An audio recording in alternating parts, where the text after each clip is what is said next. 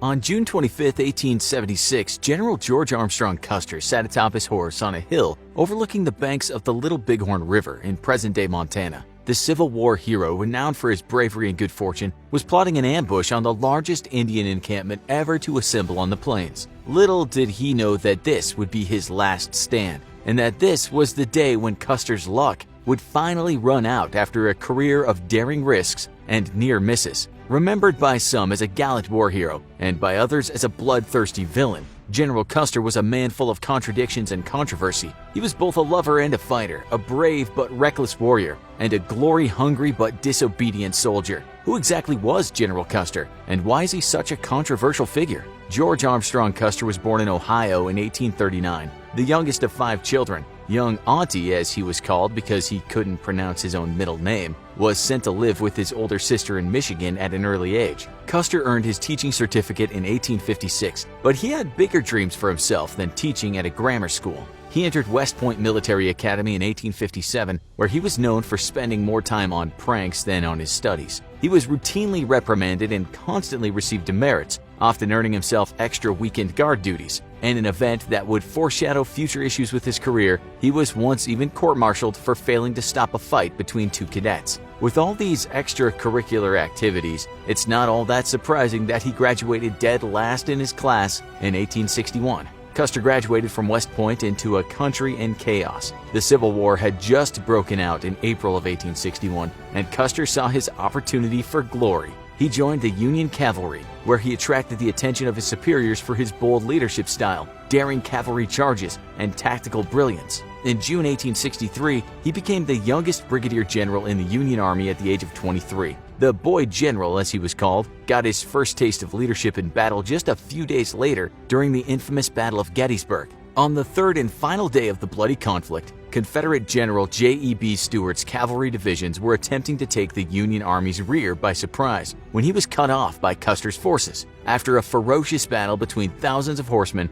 Custer's men succeeded in driving off the Confederate cavalry, playing a decisive role in the Union's victory in this important battle. By the end of the Civil War, Custer's daring and bravery had earned him a promotion to Major General in charge of a whole cavalry division. Highly unusual for an officer at the time, Custer was known for leading his men from the front rather than from the rear, and he was often the first to charge into battle. General Custer also seemed to have a knack for avoiding injury, despite fighting in numerous major battles and having 11 horses shot out from underneath him. He managed to avoid serious injury throughout his career, and the term Custer's luck was coined to describe this uncanny good fortune. Custer was involved in some of the most defining moments of the Civil War. His own cavalry forces blockaded Confederate General Robert E. Lee's final retreat, and Custer himself was the one to receive General Lee's white flag, signifying his wish to surrender to Union General Ulysses S. Grant. Custer was also present for the signing of the terms of surrender between Generals Lee and Grant on April 9, 1865. Custer was so central to the Union's Civil War victory that General Philip Sheridan purchased the table that was used to sign the terms of surrender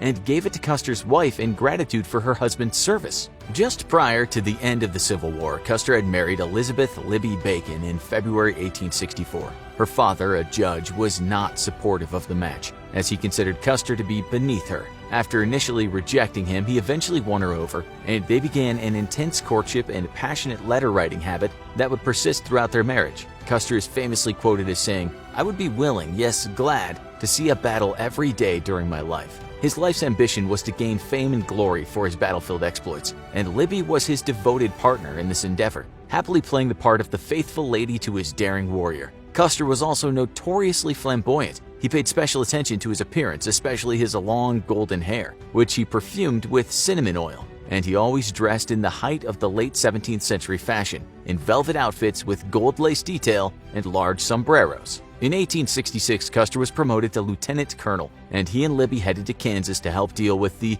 Indian problem. After the Civil War had ended, more land was needed to accommodate American settlers, and as they expanded westward, they inevitably clashed with the local Indian tribes. By the 1860s, most of the local Indians had been ruthlessly forced into reservations or killed. But the Great Plains were the last Indian holdout, and the Plains Indians vowed to avoid a similar fate. Custer participated in numerous raids and battles with the Sioux and Cheyenne Indians over the control of the Western Territory. Custer faced two legendary Indian warriors, Sitting Bull and Crazy Horse, for the first time in 1873 when his unit was protecting a Northern Pacific Railroad survey at Yellowstone.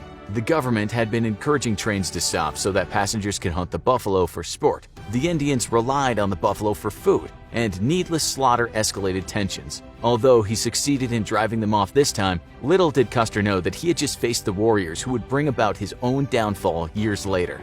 During this time, Custer once again demonstrated his disregard of authority when he left his regiment without permission to visit his wife Libby. He was court-martialed yet again for this exploit and stripped of his rank and pay for a year. His punishment only lasted 10 months, though, before General Sheridan reinstated him to lead a campaign against the Cheyenne Indians. Custer was learning that fighting Indians was much different than fighting Confederate soldiers. The Indians had the advantage of being much more familiar with the terrain, and since they were fighting to preserve their way of life, they were much more motivated to fight to the bitter end than Custer's career soldiers. By 1876, the Plains Indian Wars had reached a stalemate. In 1868, South Dakota's Black Hills had been set aside for the Great Sioux Reservation. However, once gold was discovered in those hills just a few years later, the government quickly reneged on their deal and took over the land. Custer was tasked with relocating the Indians to their new reservation, but things didn't exactly go as planned. Rather than go quietly, most of the Indians traveled to the banks of the Little Bighorn River in present-day Montana to join Custer's old adversaries, Sitting Bull and Crazy Horse, to fight for their freedom.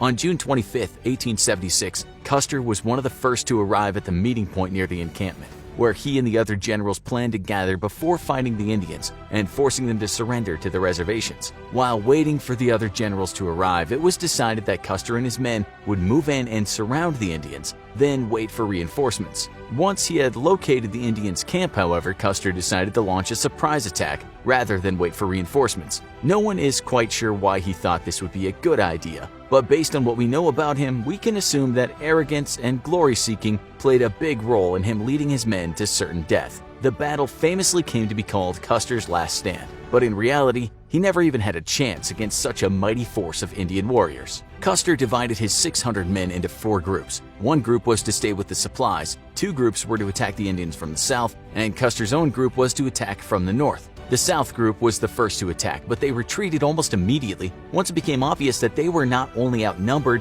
but outgunned. With more than 2,000 warriors, this was the largest gathering of Indians ever seen on the Great Plains. The Indians also had superior repeating rifles and bows and arrows, while the cavalry only had single-shot rifles and .45 caliber revolvers. Custer and his own men, not knowing that their comrades had retreated, launched their attack from the north. Overwhelmed by the Indians' superior numbers and firepower, Custer's command collapsed completely, and it quickly became every man for himself. Within an hour, the Indians had massacred every single one of Custer's 210 men, except for one lucky soul who'd been sent by Custer to take a message to the South forces asking for reinforcements. Sadly, his message was ignored. Custer's subordinates, Benteen and Reno, hated him and hated each other, and had just narrowly escaped a similar fate. Whether it was cowardice, malice, or possibly even drunkenness, we don't know. All we know is that they did not come to Custer's aid when he sent the message, "Come quick." In keeping with his image as a daring leader, Custer himself was found dead alongside 40 of his men,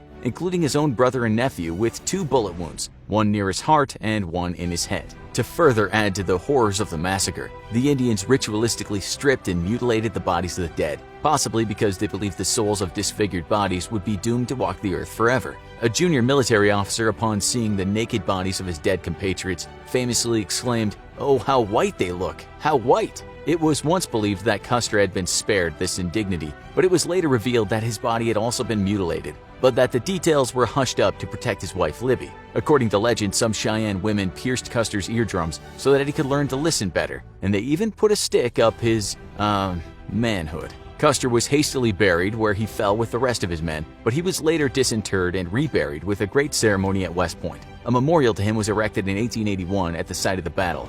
The Battle of the Little Bighorn was the U.S.'s biggest defeat in the Plains Indian Wars. The Indians' victory was short-lived, however. The American public demanded retribution for the death of Custer, a decorated Civil War general and American folk hero. So the Army intensified their efforts to hunt down Indians and either relocate them or wipe them out completely. Facing unprecedented violence against his people, Crazy Horse finally surrendered in 1877, bringing the Plains Indian Wars to a close. We have his devoted wife Libby to thank for the enduring power of Custer's controversial legacy. She lived another 57 years after his death and spent the rest of her life writing books and giving lectures about his heroism and gallantry. She was helped in her efforts by William Buffalo Bill Cody, a one-time scout for Custer who went on to create his famous Traveling Wild West show, a highlight of which was a reenactment of Custer's last stand, featuring real Native American warriors who had actually fought at the Little Bighorn. Custer was even immortalized on the silver screen when future President Ronald Reagan played him in the film Santa Fe Trail. Custer himself had written his autobiography shortly before his death, and My Life on the Plains went on to become a bestseller. After Libby's death in 1933, however, the American public began to acknowledge that perhaps Custer wasn't the flawless hero he'd been made out to be. At the height